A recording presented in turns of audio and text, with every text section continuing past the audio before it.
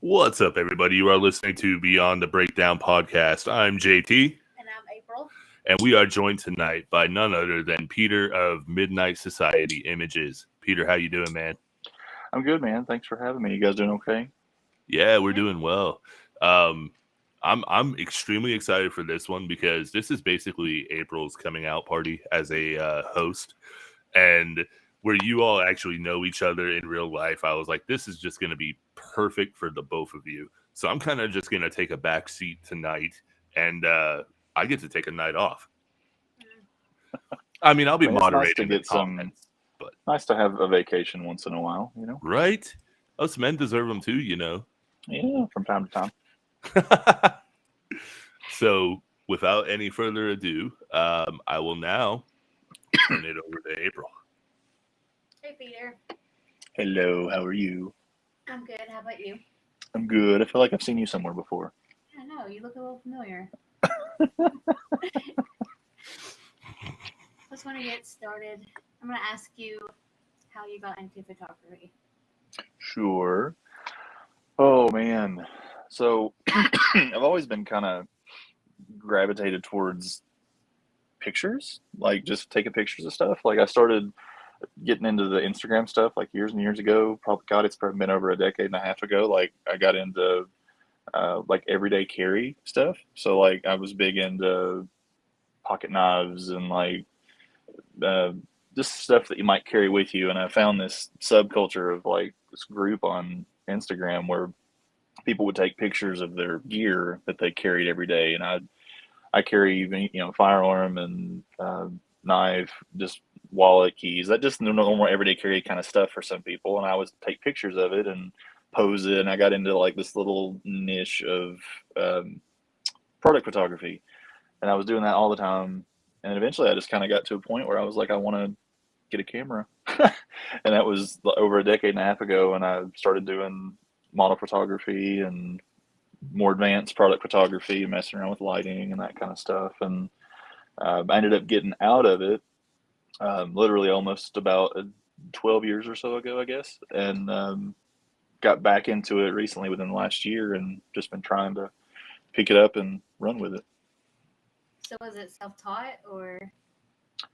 Oh yeah, absolutely. Everything now that I think about it, like almost everything that I'm into is self-taught. It's like it's a way to, I guess, tame me. I like to have stuff that I learn and do, you know. Like I learned how to play guitar on my own, and camera and stuff's the same way. I picked it up. I started researching stuff on YouTube and watching other people, you know, techniques and watching other people do it, and really just trial and error, figuring it out as I go. Yeah, I know Jordan's been playing for a while. Go ahead. Do you enjoy playing? For a guitar? Yeah.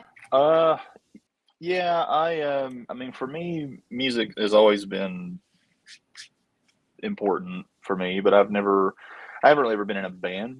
Like I've played with like a little acoustic trios, and I've played guitar for churches when I used to attend, and I've always had a guitar in my hand since I was maybe like 16 years old, and again taught myself how to play. And you can tell, I mean, I've got my babies on the wall behind me, but I mean, it's something that's just more of a stress reliever for me. And I'm not physically as good of a player as I used to be, but I mean, there's times, especially if I'm having a shit day, like I'll grab my guitar and throw on some old Metallica or something that is a workout for the arms. And yeah, it's definitely more stress relief for me most days. So, I mean, you said Metallica. I can't help but feel like they're definitely one of your big inspirations when it came to guitar. But what were some other ones that really piqued your interest and kind of got you wanting to play? Well, Metallica was the first one, and I can remember the exact moment when I was introduced to Metallica. It was I remember living at my uncle's house in North Carolina, and he was on his back porch. He had a Marshall stack and all kinds of guitar stuff, and I remember him going out in the back porch and cranking that sucker and playing the riff to Enter Sandman. Yeah. And I was just like, that is fucking amazing. Like, that's what I want to do for the forever. Like, I want to play guitar. And I ended up getting a bass, like at the time. Like, he knew I was interested in guitar, and he got me a bass. I was like, what in the hell is going on? But I ended up going from there and started dabbling into rock, and that was my introduction to rock music. And from there, metal. And I think the first, like, as far as bands that I really got into when I was younger, heavy, first band I got into was Drowning Pool, like around the time they released Sinner. Such good. Yeah, that's one band. It's a funny story. This is way off base, but like, I got, when they came to Johnson City recently, with the new guy, we were walking down the street, coming back from walking past Capone's, and walked right by the guitar player. Didn't even realize it. Walked right by him, looked up at him, and I remember seeing he had a very unique piercing on his chin and had a very long beard. And I remember thinking to myself, I'm like, he looks like he would be in a band. I didn't think anything about it, and I just went home. And then I ended up seeing him again on the TV, and I was like, I walked right past the guitar player for Drowning Pool, didn't even realize it. Oh, but yeah, dude, Drowning Pool was one of my big influences, and sadly Nickelback and like those big like bands that were big in the early 2000s, Nickelback, Disturbed, and Creed. Seether, all those, Creed, yeah. Shut up! I love Creed. I didn't say anything. There's nothing wrong with Creed. I will. That is a mountain that I will die on. There's nothing wrong with Creed. No, dude. Real quick to touch on it though, like you were talking about not knowing it was a musician. When I went to Blue Ridge in 2021, Blue Ridge Rock Fest, we walked right past Jamie Josta from Hatebreed, but he was incognito, so we had no idea it was him.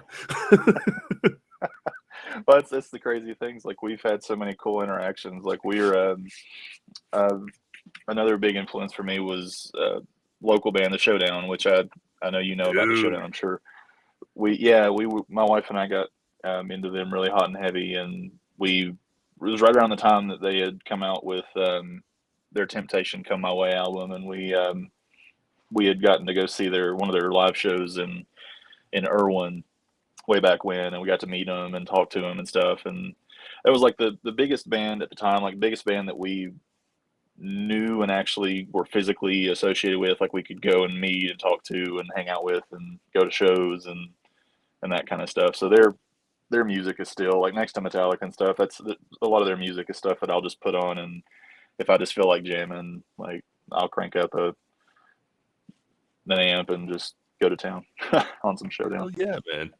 Well, I absolutely love the Showdown. I've followed them for a lot of years, and it was really cool to see their comeback show recently, and that was just awesome. So branching away from music, I am going to hand the reins back over to April, and she is going to pick your brain some more. Yeah. Okay. So what inspired Midnite Society?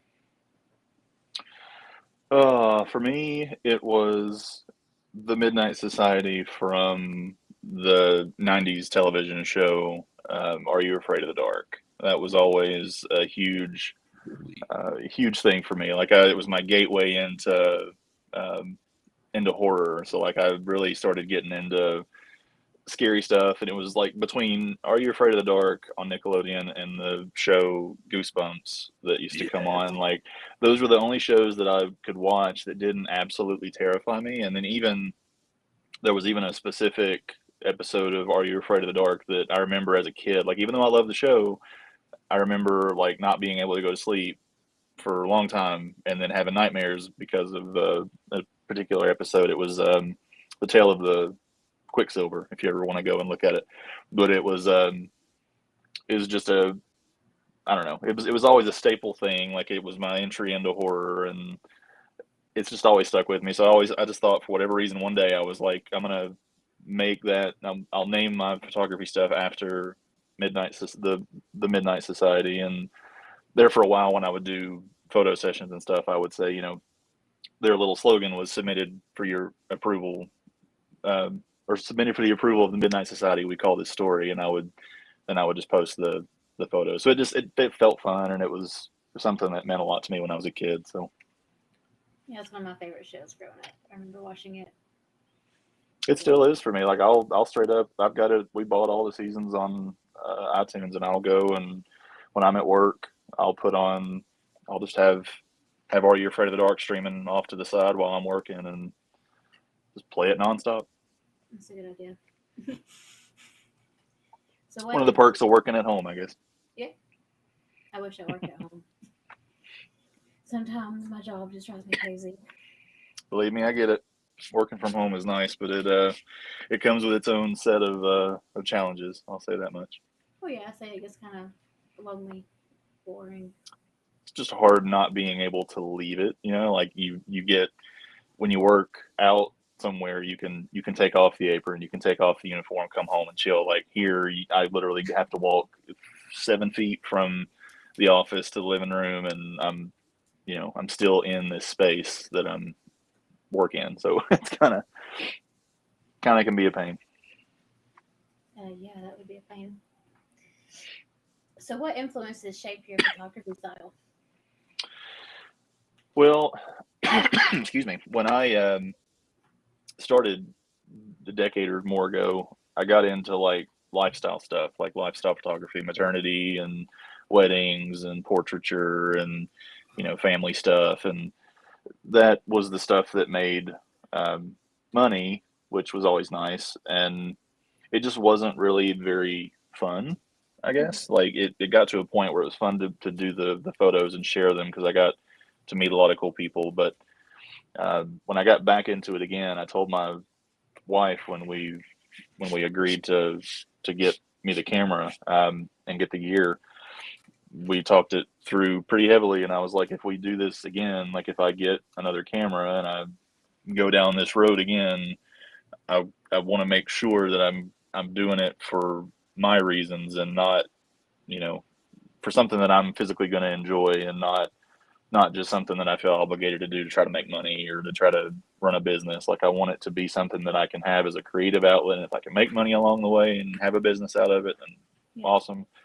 But really, it was just for making a commitment to try to make sure that it was something, whatever it is that I choose to do with my camera, that it's something that I enjoy. And originally, I wanted to get into to product photography, sort of like branding stuff. And I started talking to some business owners locally that had pretty cool stories. Like I did a photo shoot for Al's Deli in Johnson City. If you're ever in the Johnson City Mall, it's the pizza joint that's in the food court, and he had a really cool story. I reached out to him, went in, did some photos for him, and he ended up hiring me for some shoots and stuff. And that was the kind of stuff that I wanted to get into. Was I wanted to take pictures for people that had a unique story that I could help them grow their business and help them kind of put their stuff out there. So it was like me help in some way. It gave me gratification by helping other business owners elevate themselves, like that was fun for me. And then eventually I just kind of got into it, and I really started to mess around with like the horror genre, and I was like, I just want to take weird pictures of weird stuff with kick-ass weird people. Like that's pretty much where I'm at right now. Is it harder to do the weird pictures versus like maternity shoots and weddings? It's more challenging, but it's way more gratifying to me because it taps into that horror aspect of it and that weird creepiness. And I don't know, there's something about just being able to manifest some of that, the taboo stuff that like the world doesn't really love, like, well, I mean, more people do nowadays than they used to, but like I love taking pictures that when I post them, then I'm like, this is the kind of stuff that would make my grandma wince. You know what I mean? That's true. I still get a lot of compliments from the crow photo shoot. It's one of my favorites. Yeah. I love that. It's one of my favorites. Yeah. I love that one so well, that much. was one that most of those shoots, like there's a few that have been impromptu that, we just kind of talk it out and we show up on location and do it. but that was one that we had talked about and worked on for a while, and Yeah. it's really fun to talk about it and work on something for a long period of time, and then you get on site and everything just kind of coalesces together, and it's fun. That one really did. That one was perfect. Yeah. Yep. We were on a podcast last week with John Ali Machika on the This Is Me podcast, and April was raving about that one. And Jonna said that's her favorite photo of April that she's done modeling is the entire crow shoot. So Awesome. she said props to the photographer as well because he did an amazing job. Nice. We couldn't agree I more. appreciate it. I appreciate it. Yeah, it was fun. It was definitely one of my favorites, and plus Mel did a phenomenal job on your makeup. That was great. She did such a good job. Yeah, Mel is a sweetie. Yeah. Mel has been. This is a small plug for old Mel, but she has been a phenomenal. She's a staple in the modeling community around here anyway. But she is such a sweetie, and she volunteered her services for that for personal reasons mostly. But she was super willing to help us out and to do that for us. And yeah, she does phenomenal work, and she's into that special effect kind of stuff. She'll do the beauty makeup stuff too, but I think her talent is really with like the special effects and like the real kind of crazy makeup and stuff. She's just awesome. I wouldn't mind going back to her to do something like really creepy. Yep, she's definitely on my list of people to collaborate with whenever we start slowly trickling back into spooky season for 2025, because I got into photography late last year, and this will be the first year that I'll have a good majority of the year to start kind of preparing for October. So is do you consider photography like a therapy for you? it is. It forces me to get out.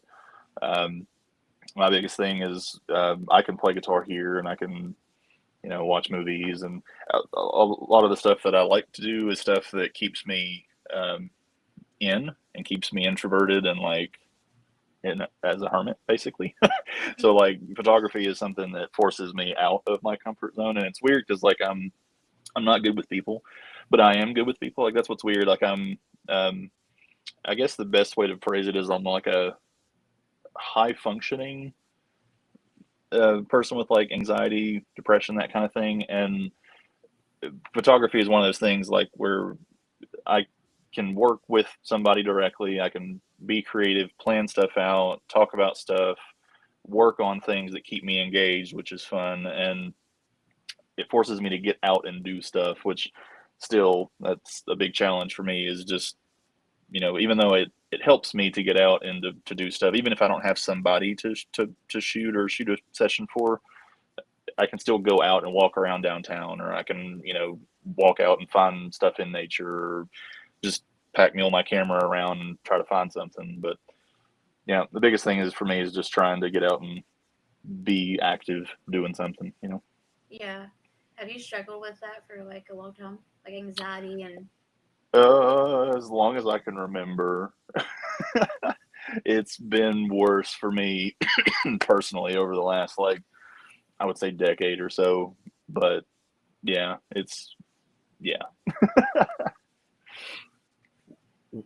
Going back to that though, like obviously it's been a struggle, but was it more overcoming like just the whole not being so introverted aspect of it all? It's more, for me, it's just trying to train myself to engage with people, because I usually feel better about me and I feel good about the interactions that I have with people after I've had them or while I'm having them. But it's the before. So like if I sit at home, I'll talk myself out of going out, or I'll talk myself out of doing something, that I know will be beneficial because of what it could turn into. Like it might be maybe it won't work out, or it'll just be a waste of time, or I won't get anything that's worth shooting or whatever. And I should just save gas and stay home and, get ready for work or whatever. And then when I do get to go out, I mean, for example, I might walk past a homeless person on the street or something and start up conversation, or they'll ask me. I've had people come up to me, random strangers, and want to talk about what I'm shooting or what I'm doing, and that'll lead to some fun conversation. And like it's forcing myself to get out and engage with people usually leads to some pretty good interactions and some pretty good fun. But it's just getting to that point where I force myself into that position, because a lot of times I literally have to force myself to do it. Yeah, I get that completely. Yeah, me too. So, were you like that in high school as well? In high school, my wife laughs at me all the time. I did not have a social life. I didn't get out and do anything with anybody. I had friends, but I didn't really go and do much, like socially with anybody. It was like I was friends with them at school and stuff. So it really, growing up at school or dealing with school when I was younger, was just literally going to school, bringing my homework home, doing my work, and then I would plug up a guitar and I would work on trying to learn a song, and I would constantly just dive into my music and my instrument. And I dedicated so much time to just teaching myself how to play my instrument. So it was like that. It was pretty much that for the 4 years of high school. And then several years after I graduated, like it was just literally just music. And then I met my wife, and it's, poured myself into our relationship. But yeah, I didn't really do much growing up other than just school and messing around with whatever I was into at the time, mainly music. Oh yeah. Yeah. I got a question for you real quick, and that's Sure. what's a misconception about being a photographer that you kind of wish was more understood? That it's the biggest thing that probably is an aggravating thing that comes up, and it's only ever happened a couple times, but I know several photographers hear it all the time, is people will always say, "That's a really nice camera. I'll bet it takes great pictures." And that kind of stuff runs all over me. And I know it runs over every photographer too, because we have great gear. Like we have, we didn't just get gifted our camera most of the time. We worked for it, and we've invested quite a bit of money in it, and they're not cheap. Like even on the lower end of the thing, most mirrorless or SLR cameras are at the minimum like $1,000 or more, and that's not including the lenses or the lights and the flashes, the batteries, all the stuff you got to get for it. So I mean, it's an investment, and a lot of people go out and they get a camera and they don't put the time into learning how to use it. They're learning how to be creative with it. They just throw it on a manual or an automatic mode and just work with whatever comes out. But there are a lot of artists, I like to think myself included, where I've tried to be creative, and I try to control every aspect of the camera. The camera you couldn't just pick up my camera and press the shutter button and get what I get or what anybody gets if they are working at it and they take it seriously. And that's probably one of the biggest things that I hear or have heard in the past is, that's a great camera. Like, yeah, it is. Thanks. No, I get it. I've had a few people in the past that I've known that were photographers, and their biggest pet peeve was always that, like, oh, you're a great photographer. You should do this for free. Yeah, that's probably one of the things too that people hear all the time, is that people have a misconception that photographers are constantly trying to build their portfolio, or that we're constantly trying to get exposure, and people think that by trying to get us to work for free, or to trade for services or whatever, that they're helping us, that we should be happy that they're giving us the opportunity to have this exposure, or that they're helping us build our portfolio. And I mean, the reality is that just like I was saying before, like my portfolio is built at this point. Like I've got stuff that I'm constantly adding to it, but I've done a lot of work, mainly with April and a couple of other fine ladies. We've worked with Desiree Nunley. We've worked with Lady Sadie Jade, who I will gladly plug on YouTube if anybody out there is interested in her channel. She's been a staple for helping me build my portfolio. And really, between April and Sadie, I mean, you guys have been instrumental in helping me kind of get up and moving. And now that I've got enough work that I feel like people can look at my portfolio and say, hey, this is the type of work that I'm going to get if I work with this guy. I'm trying to kind of limit the TFP and stuff that I do, unless it's with the ladies that I normally work with all the time. I'm trying to keep anything that I offer and put out there for free is something that I genuinely want as a creator to put into my portfolio. It's not something that I'm just doing for the sake of doing, Yeah. No, I absolutely agree. So I noticed you've been really into the whole bicolor, like lighting and stuff. What got you into that? I really don't know, to be honest. I think I can't remember the guy. And I know he's a big controversial guy, and I don't even really know why, because I don't get involved in social stuff, so I don't even know what this guy did or didn't do. But I saw a video or a picture on Instagram, and Jordan, you probably know what band he's from, because I really don't even know. Ronnie Radke, is that? Oh, right. Yeah, Falling in Reverse. Falling in Reverse. Okay, cool. So I saw a post that somebody had shared of him, and he had done a photo shoot where the photographer had put a teal light on the background and then lit him with a red light. And for whatever, it just reminded me of a vampire. I don't know if I had ever seen like the art somewhere, but I just remember associating a vampire. Maybe it was like Nosferatu or something, but it was art with just two distinct colors that were opposite spectrum, and they really complemented each other, between the blue and the red. And you can do any color you want, but that was just, seeing that photo looked really cool between the red and the teal blue. They worked really well together. It was very eye-catching to me, and I just thought, you know what, I would like to do that. So I started getting into buying these little dudes, these little light panels. Oh, and yeah. They're super portable. I can get any color I want, and I can shove these suckers. I can put like 3 or 4 of these in my pocket, walk around with them, light them on tripods, and pretty much create anything that I want. And that was what kind of started it, was being able to do that, and having such a modular setup that we could cater to whatever the client wants, and crank out pictures that are just different. Like, it's one thing to take a picture or a portrait or a selfie or whatever, but like trying to create something that stands out a little bit and is different from what you see everywhere. Yeah, it really is. So it's like your biggest thing is lighting. I'd try to be, yeah, because I remember I did one of my first professional clients that I had years and years ago was this girl who was I want to say she was an author. I can't remember her name right off. But she was writing a book, and she wanted to have an author photo done of herself for her book. And we went out and we shot it in the alleyway, the famous Bristol alleyway on State Street.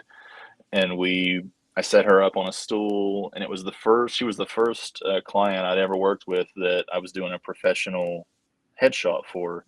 And I remember I bought, for that shoot, it was again one of the first shoots I ever did, so I was still growing, still getting my equipment, and I bought a softbox, this big light diffusing thing that with speed lights and triggers and all this expensive stuff, and got it all set up. And I remember she was the first person that I did a shoot with actual remote lighting, and I remember taking the first shot and zooming in and seeing all the detail, like all of having that extra light popped onto the photo just helped the camera catch so much more detail. I mean, I could literally zoom in and count hairs on her cheek. Like, it was just like little details like that. And being able to take that, shoot it, get the light, the shadows, everything the way that I wanted it, get it home and have what looked like a professional photo. It blew my mind. I was like, I can't believe that I actually,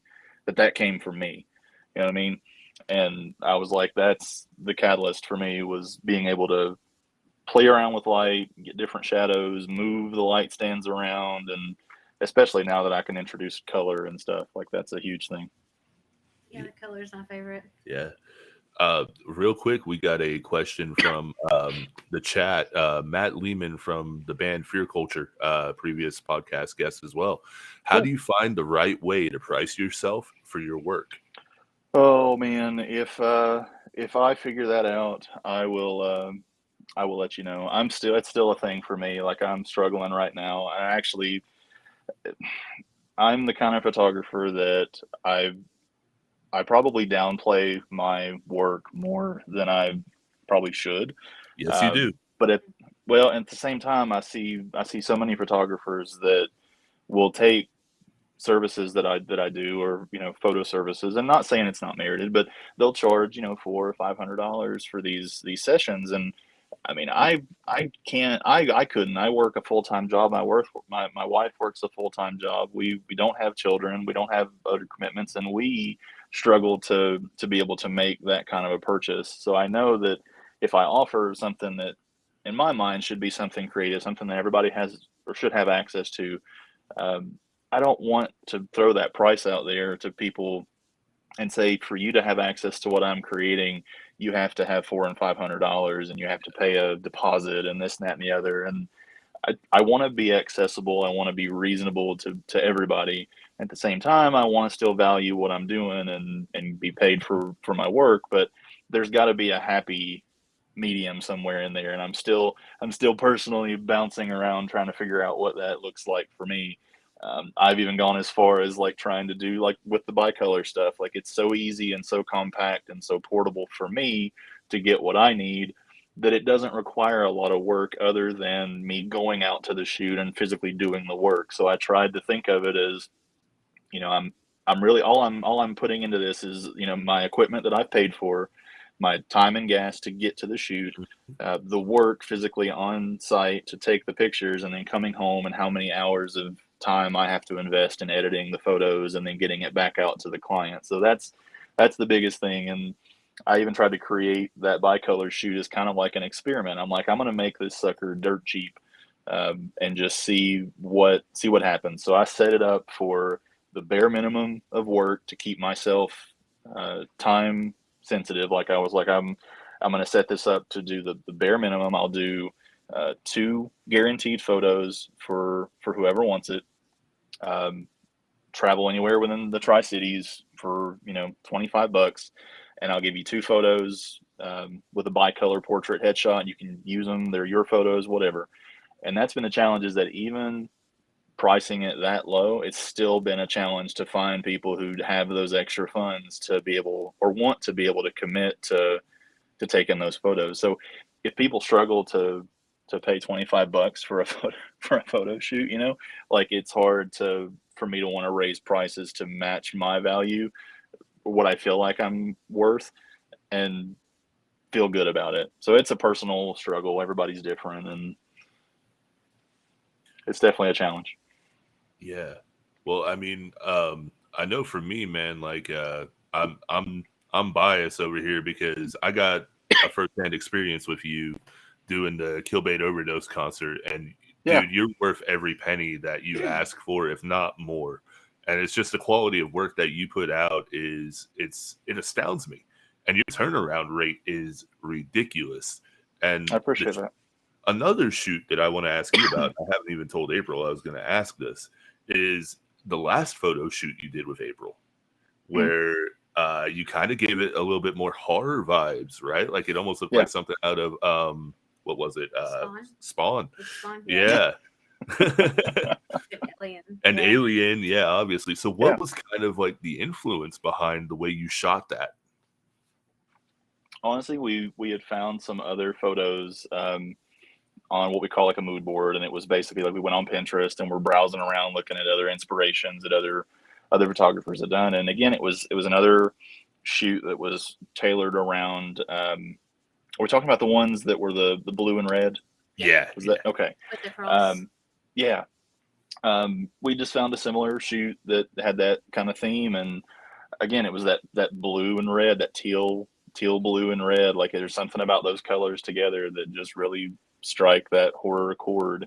And I always think about like a vampire. I don't know why. I don't know what it is about those chords, but or those colors, but just reminds me of something in the horror world. And I don't know. It's just that was definitely a fun shoot, though. That was probably some of the most fun that we've had shooting out. I'm sure it wasn't fun for you, April, because you were like, we were shooting in like God, it was like 20 degrees or something, and you had just gotten over your sickness, and that was Yeah, we were trying to stay away from each other, but also work right. I together. remember I put on a mask because I was like, I can't be sick. Like, there's no way. I want to get these photos, but I can't be sick. So, Yeah, you get sick like a week later. yep, no, I had a question. Oh yeah, like the blood shoot. That was a good one too. Oh, the blood shoot. Oh my god, Yeah. the scream shoot. It was a sticky one. right. Oh God, guys, like you guys were the first shoot that I ever did with blood, and I remember that was first shoot. Actually, that was the first shoot. I'm pretty sure. That was one of the first shoots that we did together. Wasn't it, April, or did we do something prior to that? I can't remember. I think that was actually the first. Yeah, that's the first.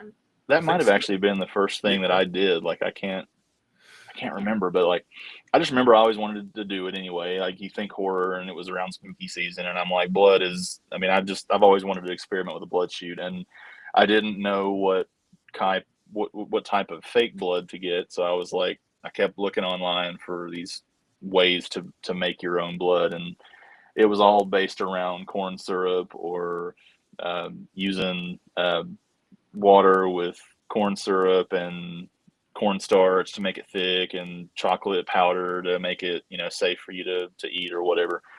And I didn't want to get anything that, especially for the type of shoot we were going to do, because it was based around like a bloody kisses type theme. I was like, I don't want them, if they're kissing or anything gets in their mouth, I don't want it to be toxic or something that they can't have.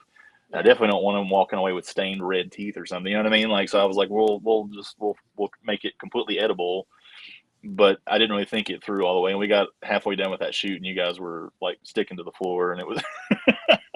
That was totally fun though. I will never regret that, but I stuck in places that I didn't know had hair, my friend. For real, yeah. I mean, God, I remember we were trying to pose you a certain way or something, and I thought about it like you had arm hair and like all this corn syrup and stuff on you, and I'm like, God, this is going to be a hell of a trip home that you guys had to make. Like, oh, that's crazy. The T-shirt was the fun part. Yep, I would imagine that was. I was telling my wife the whole way home, like, I feel so bad for even having you guys do it. I mean, it came out well. We got some cool photos, but it was just, it was a mess. It's like one of those things that you should test first. Yeah, and I mean, I remember, like, it was so weird because it was the first time I'd ever done it, and I remember we were testing it. We had it in little squirt bottles, and we were testing it. The only thing that seemed like it mattered at the time was that it tasted good, like that it wasn't going to be unbearable for you guys, because the whole theme was that you guys be kissing and like having that kind of interaction with blood. And I was like, I want it to not taste like shit. Because I'm sure that stuff you get from like Spirit Halloween and stuff is not. I think it even specifically says on it not to. Yeah, you're not supposed to even get it in your mouth. So, but you can't help it. Yep. So, do you have a dream shoot? I'm still developing that dream. Right now the biggest thing for me is I want to keep creating spooky stuff. That's like my favorite stuff to make. It's my favorite stuff to share.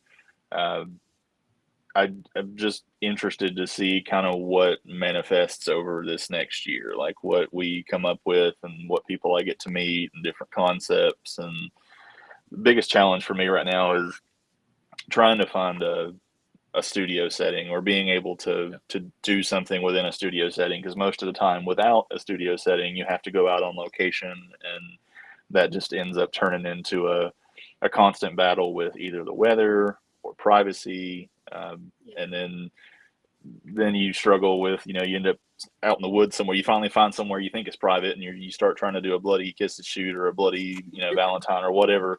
And then you got people walking by with their kids or something looking over like, you know what I mean? So yeah, it's just weird. I would love to have a studio, but it's just not feasible right now, but hopefully eventually. Yeah, some of the prices are crazy. We've looked around too. There's some places like, and that's the thing. I haven't networked with those people yet to know what's out there. I know that there are studios locally, and there are people that have spaces that they rent out, but I don't know how flexible they are. I don't even know who they are yet to reach out to them. So hopefully I can network with some of those people this year. But if I could find a studio that's a reasonable price, that we could either work on, trading with the model or whoever's involved and trying to split that cost or whatever to make it work, like, especially for the more sensitive shoots. Like, I'm not a boudoir photographer. There's too many really good boudoir photographers out there right now, namely Kaylani Odom from White Creek. If you guys have heard of her, I know April, you have. Yeah. Staple photographer, absolute name brand when it comes to boudoir photography locally. And Yes.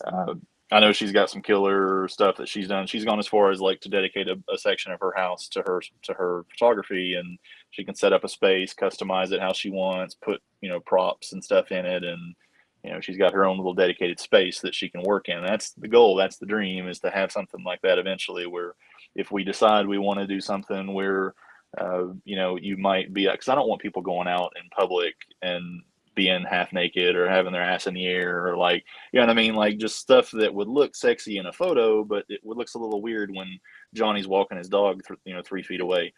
It's a little strange. So it draws attention and that kind of stuff. So I'd love to have a personal space where it's comfortable for the model.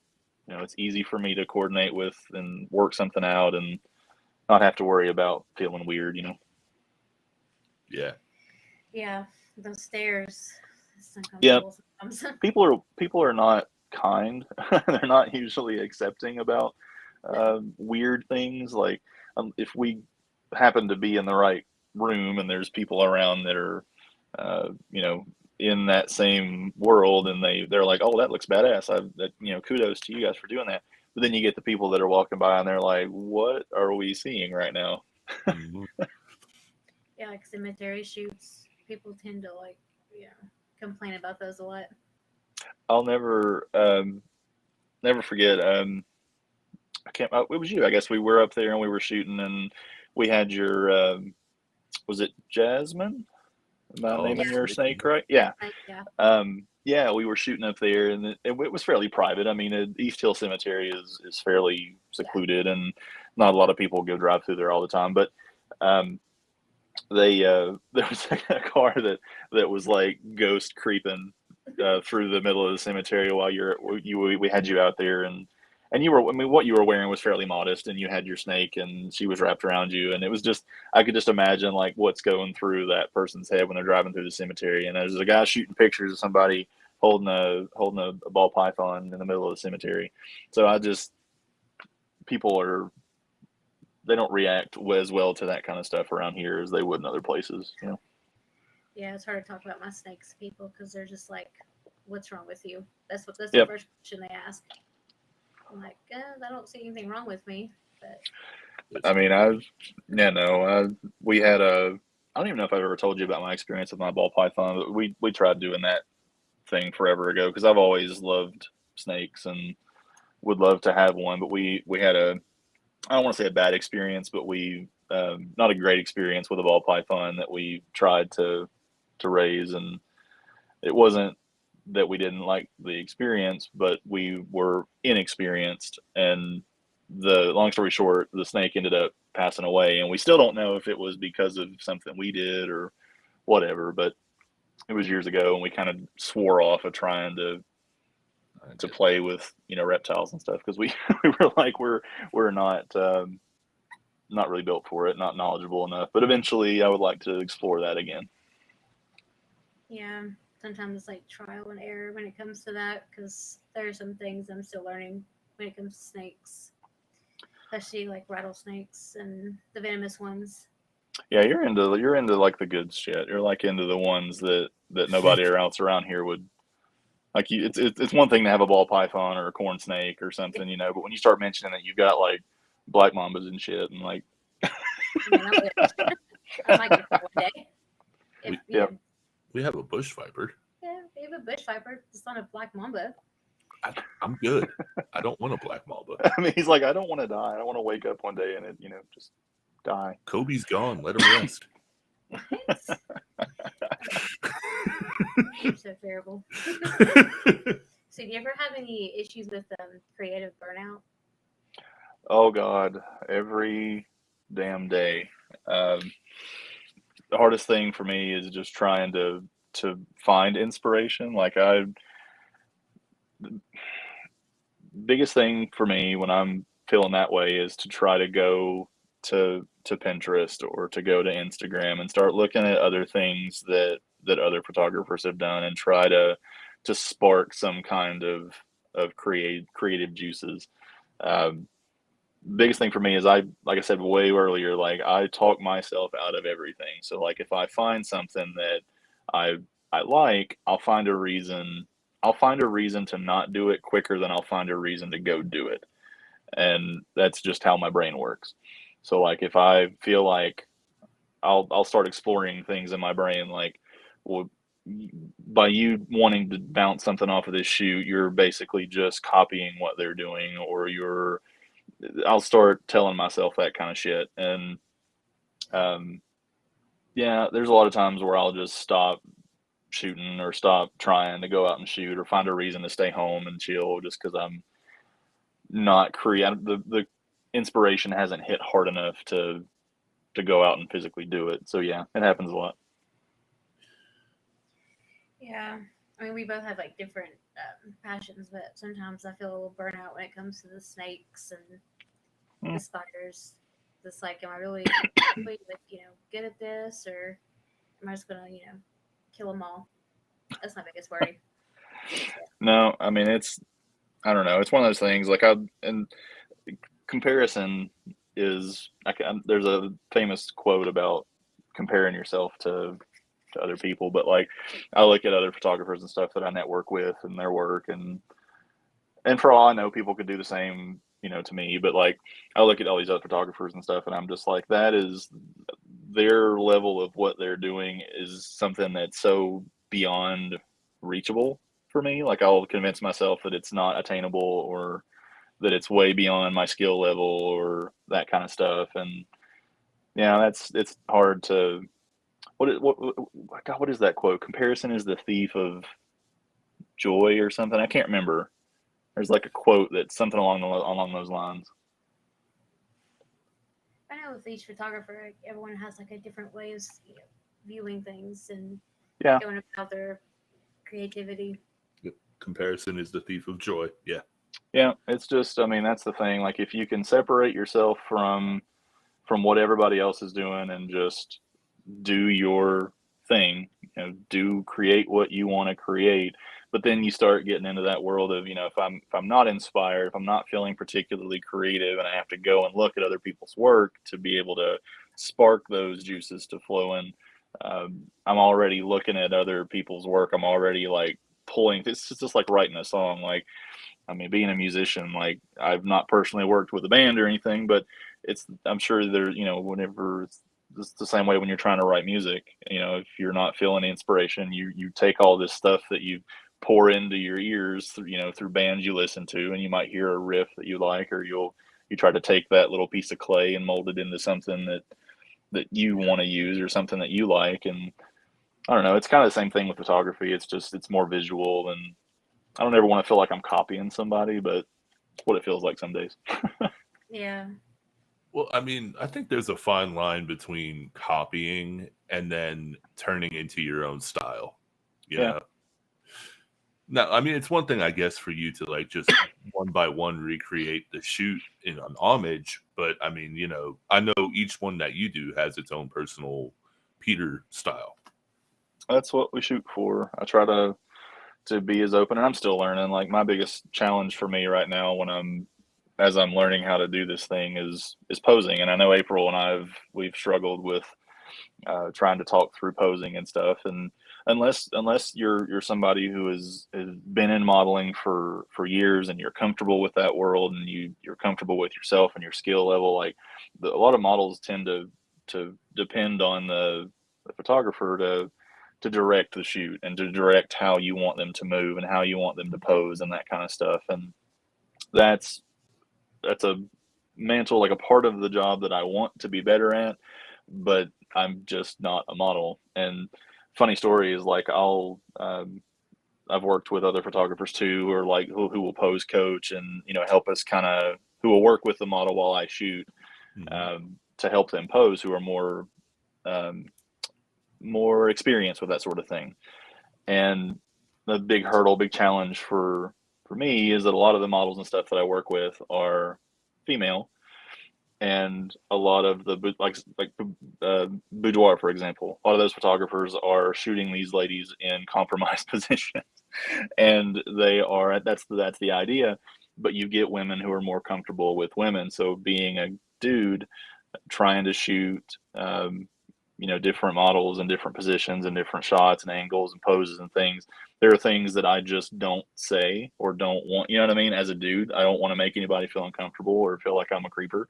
So like I try to keep everybody comfortable, but at the same time I lose a little bit of that creative control because I'm trying to compromise for comfort, I guess is the best way to put it. Yeah, listen, there's a fine line between not being overly creepy and also wanting to control the shoot. Yeah, there's been some, because I mean, even like just in the horror genre, like there's stuff like having that balance between sexiness, like having that sexy element and the scary creepiness of a horror shoot is just like it goes together like peas and carrots, and it just works really well. So like it's hard to kind of pose and direct somebody who's not super familiar with how to do it on their own and not feel like I'm being weird. That's always been important to me, is like trying to make sure everybody's comfortable, you know. That's true. I've had like one session where I was uncomfortable. I think it was like years ago. I don't even remember who it was. It's they're out there. I mean, I've done, and I won't throw them under the bus or anything, but I've had I've had sessions where I've gone and collaborated with other photographers with models together, and we'll shoot the model together. And I've gotten, as another photographer, I've gotten some weird vibes from other dudes shooting. And I mean, it's just one of those things. I'm an empath, so it's like I know what other people, I feel like I pick up on what other people are feeling, especially the person that I'm working with. And I don't know, there's just things that I've seen other photographers do that I could never do or never say. And you know, again, it's just that line that everybody's a little different, but yeah. That's why I come into you for photo shoots, because we kind of like throw ideas off of each other. And if I'm thinking of something, you just kind of like go in and know exactly what I want. I try. That's the goal. Is, you know, if it's just like a tattoo. I mean, if you go and tell somebody this is my idea, this is what I want, and being able to give them that, let them run with it, you know. And as a creator, try to take that interpretation of whatever it is the client wants and turn it into something with your own tastes and your own creativeness, you know. Yeah. So how do you balance the like photography and work and home life?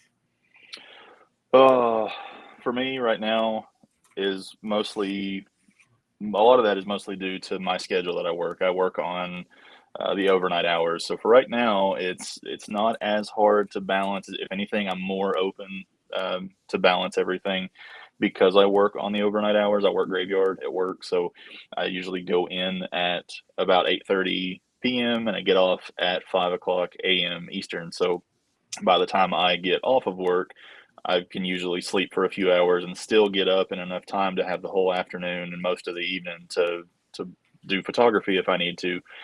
And that works out pretty good for most everybody. Like there's never been a session that I've been asked to do that I couldn't accommodate in some way. So it's, right now it's not that hard to balance, but if I ever migrate back to day shift, it'll be a whole new obstacle I get to overcome. Yeah. Yeah, I agree. Because like when I did third shift, man, I don't know how it is for you, but I constantly felt burned out. So it's like if you're not used to it, you have no time whatsoever. Yeah. I mean, for me at least, like I remember being asked to do it, and then the only reason I even ended up on this shift in the first place was because I we had a girl that was working overnights, and she ended up having a scheduling conflict. She couldn't stay with the company, so they needed to try to find somebody that could fit in quickly. And I was asked to do it. And I remember thinking that, you know, if I don't do this, it's gonna look bad. I'm gonna burn bridges. They need me. I'm not gonna be there to help, and it'll just be a shit experience for me going down the road. So I ended up taking it. And I remember thinking to myself, like, this is going to be awful. Like, there's no way I'm going to get enough sleep. My wife gets off at, let me think for a second. She gets off at 5:30 p.m. So we only have a small window between the time she gets off and the time I go in. And we're practically like crossing paths the whole time. We were worried we weren't going to have enough time together to do dinner, to go out and do stuff we need to do together. So it was like this big obstacle. And like, now that I've got it and we've actually done it and it's worked out, like, it's better for me, honestly, to have that work experience late at night, because for one, it's slower. It's not as stressful on me like the day shift is, and it's a little bit slower, so I've got most of the day to do me and personal stuff, and I get a little bit lower stress work experience at night. So it's double-edged sword, I guess. Yeah. Yeah, I know for me in April, it's also a double-edged sword, because like, it's great that we go in at like 1 o'clock in the morning and we're out by 2 or 3, but at the same time, we're also night owls. So like, we'll stay up and want to watch movies, and then we're like, oh crap, we got to be awake in like 5 hours or less. My wife and I've always been night owls. So like, when we met, we used to work at a convenience store together. It's actually where we met, and we used to work at a convenience store together, and we would have to go in sometimes at like 6 in the morning or something, if not earlier, and then, you know, work until 2 and 3 in the afternoon. And it's just, we would get off work and have the whole evening to do whatever. I mean, we would leave sometimes if we worked the closing shift, like we'd get out of there at like midnight or later, and it would just be early morning adventures. Like, we'd go riding around or listen to music. We'd go to the only 24-hour places that were open and get breakfast and shit. And it was just always like the early morning, night owl life. And that's pretty much how we are now, except we try to maximize that time in between where we don't miss each other, and then go to work. Yeah, no, I completely get that. If you're not able to make a schedule that fits, it can be really hard to accommodate the relationship. So if it's okay with you, man, I do want to get a little bit deeper just for a few moments, and then we'll step it back up. But yeah, when it comes to dealing with your own mental health, if there was one thing you could say to, let's say, the teenage version of you that you wish you had known, what would it have been? That's hard. It's hard because I think for me at least, I'm sorry, my cat is like down here trying to get attention. Same. We got you. I mean, honestly, it was thinking about teenage version of me versus now are completely different people. So to be honest, I would say the biggest thing would probably be just to keep doing. You know, don't get stuck in the monotony and the doldrums. I was watching a movie the other day, and there was a quote that came up that I actually shared on Instagram so I wouldn't forget it. But it was, oh God, what was it?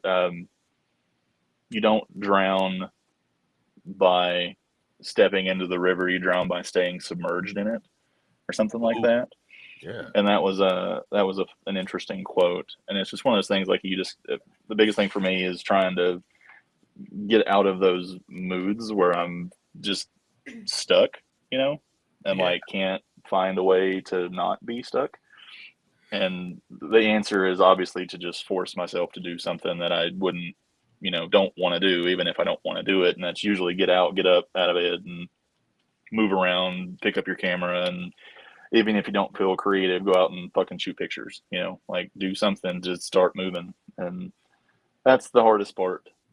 Yeah, it really is, because I know for me, and she can attest to this, as much as I love the band and practicing and everything, there's times where it's like, man, I just don't want to do this. Like, I'm so burned out on everything, I don't want to move. But then once you get up and you actually get into the act of either creating or watching something be created or just being inspired, you're like, your blood starts flowing a little bit more freely, and it kind of feels like the chains for me just kind of let go. Yeah, it's what I mean. Like, just because I'm not a social person. Like, I mean, this right now, like we're talking, and I could do this if we were in person. But the entire time, my insides and my brain are on fire. Like, I'm constantly moving, and I'm socially awkward anyway. But that's the thing, is like, even though I know that that's my limitation, I know that's where I struggle. If I go out and I interact with people, like forcing myself to, for example, that branding shoot that I mentioned before for Al's Deli, forcing myself to write him an email, and forcing myself to go and meet him and engage with him in person and offer my services and be proactive and do things that were way out of my comfort zone.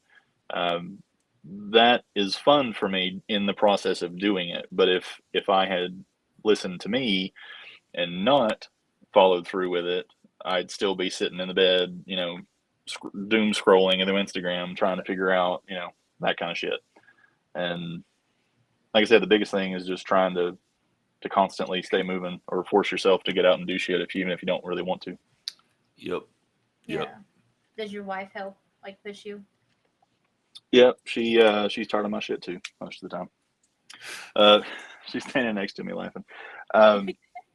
Yeah, no, I mean, that's the thing. Like, we've been together for we're actually getting ready to here in March. It'll be our 19th year anniversary, I think, knocking on 20 years. And really, yeah, we've been together since we met back in 2006.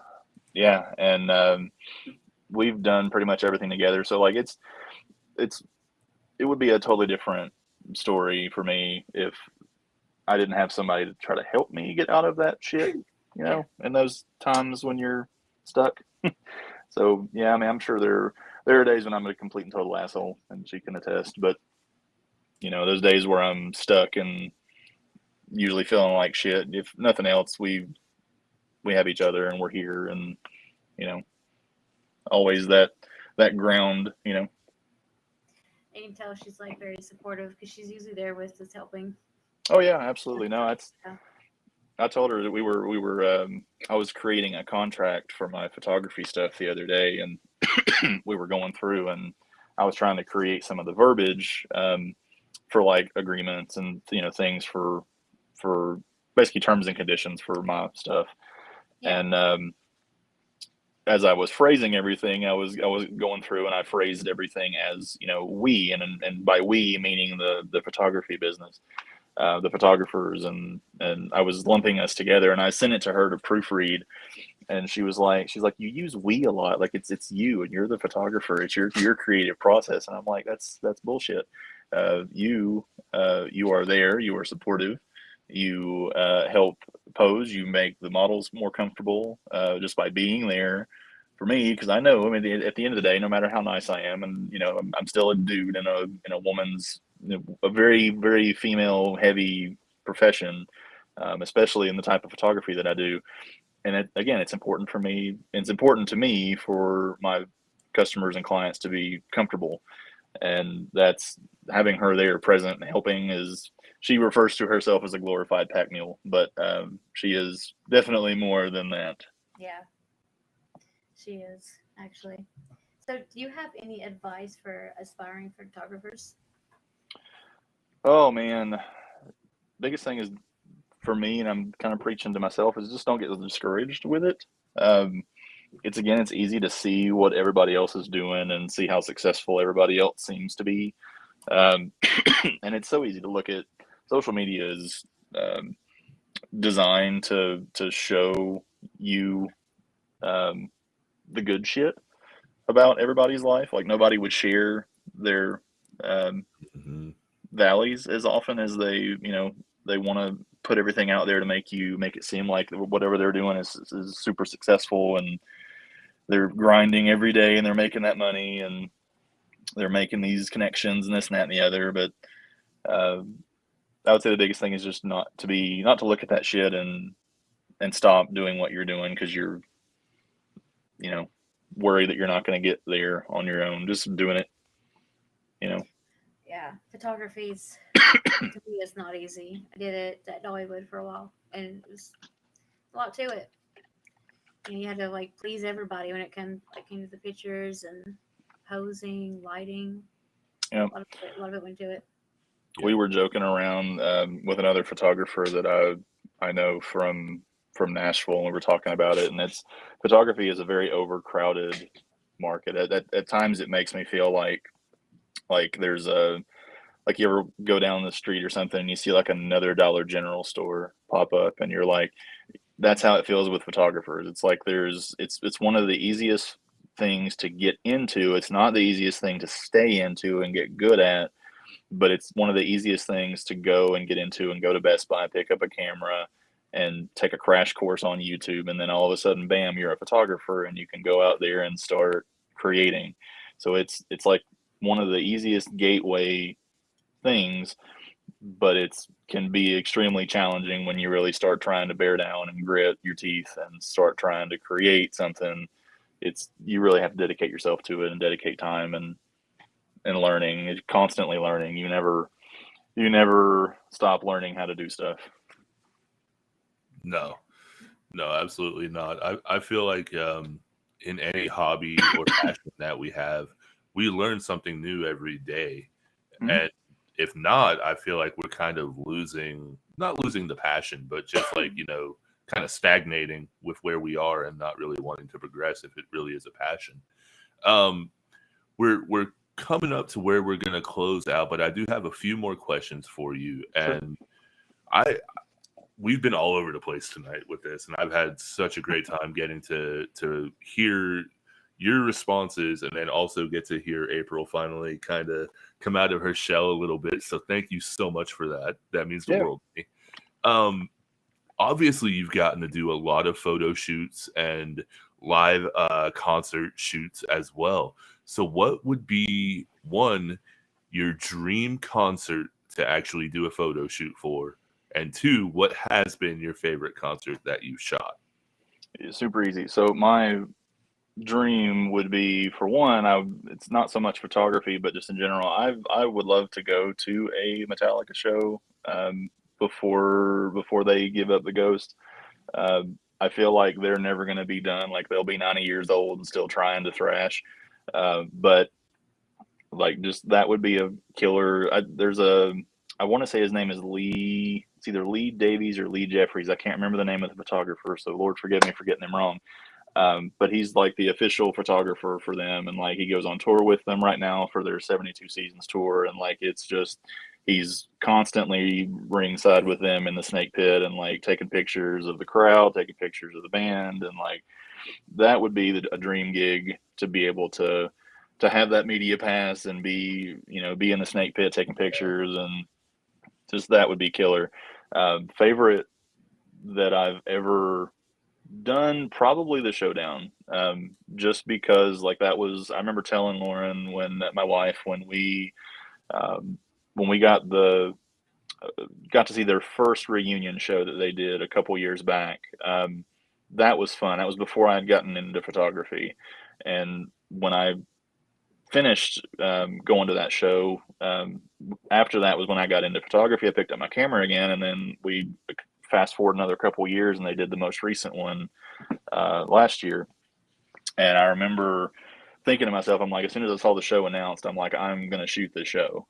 And I remember even like I shot a message to the guitar player and tried to plug myself in there. I tried to like offer, I'm going to be there anyway. If you want me to shoot this for you, if you want I was going to do it for free. Like I would show up and I would do it completely free of charge, give them the photos, whatever, just give me the honor of doing those photos for you. And I ended up going anyway and just shooting as a spectator, which was a blast. And just the energy of those shows is because you get those people who've been fans for years and years and years, and local music, it's so much more tangible. and you're in it, you can touch it. I get to shake hands with the lead singer when I leave. It was so much more real as opposed to fantasizing about meeting a big band like Metallica or something. Yeah. But yeah, and a lot of those photos and stuff that I came away with were just so raw. There were a lot of emotion, and you could tell it was definitely fun.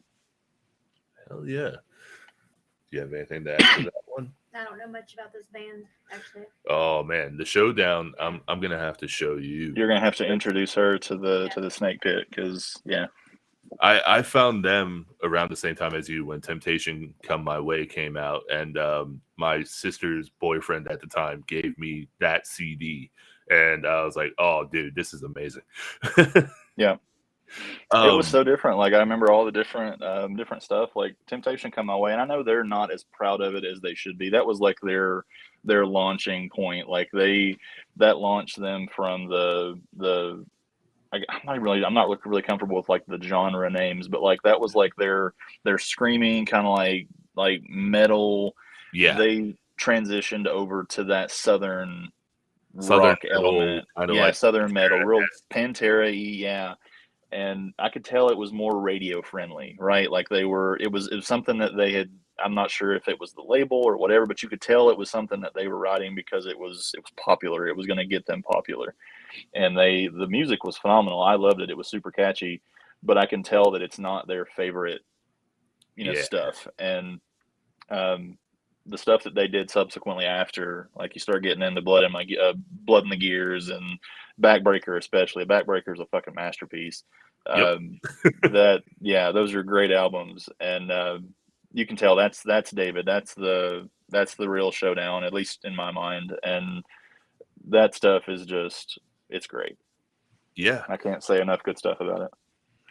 So, Peter, are you ready for a lightning round questionnaire? Oh, God. Hit me. All right. Favorite food? Pizza. Ooh, okay. Favorite movie? Oh, God. I have to be fast on these. Probably Beetlejuice. Oh, nice. Yeah. Wasn't expecting that one. Favorite book?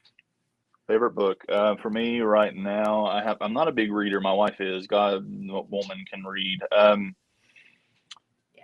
God, this is the dumbest answer in the world, but for me, it's probably Where the Sidewalk Ends or Goosebumps. Like I know Where the Sidewalk Ends is really a book, but it's like I just remember it was like one of those books when I was a kid that like I would not put down. I constantly loved it because of the art, the poems and stuff in there from Shel Silverstein, and it was just a staple book for me when I was a kid. So between that or Goosebumps, any Goosebump book is probably my favorite. Oh man. Okay. Just a few more then. I never grew up, by the way. Oh, same. We all haven't really. I think we're stuck in the 90s. Yeah, I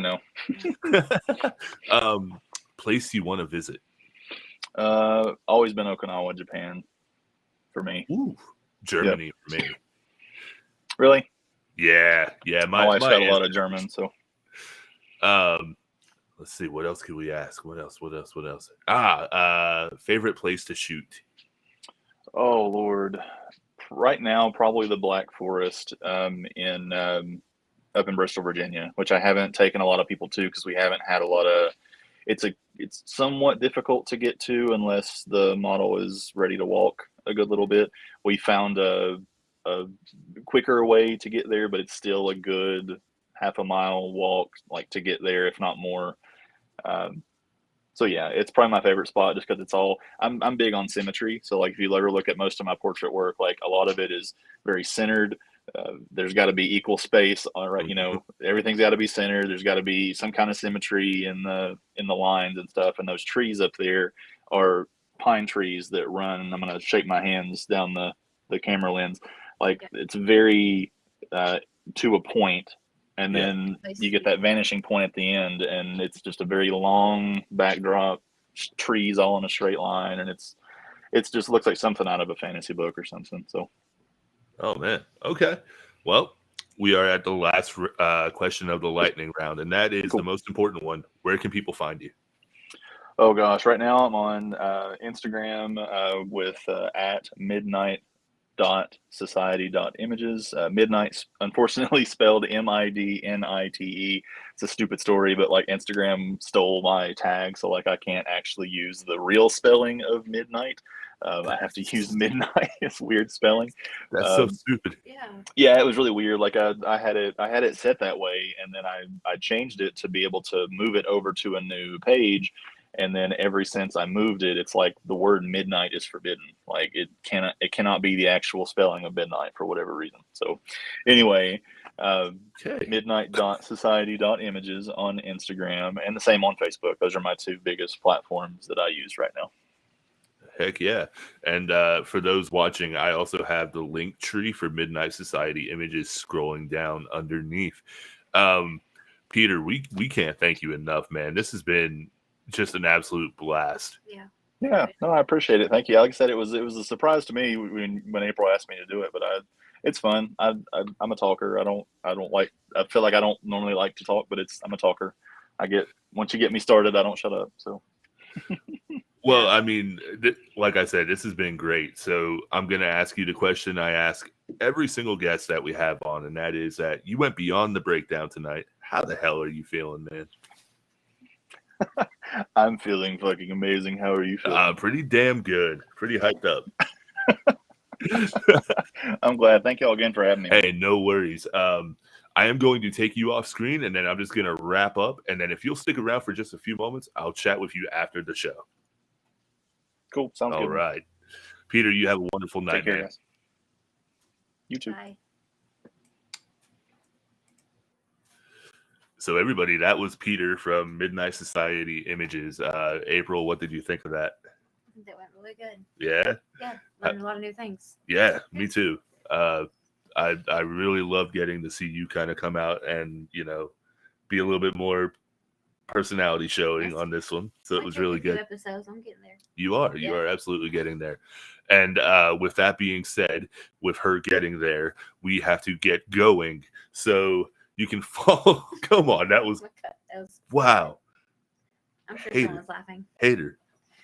Anyway, follow us at Beyond the Breakdown podcast on Instagram. You can find us on Twitch at twitch.tv/btbpod. You can follow us on Facebook at Beyond the Breakdown Podcast. You can follow us on our Discord server, which will be linked down in the comments. You can follow April on her profile by going to the Facebook and seeking her out.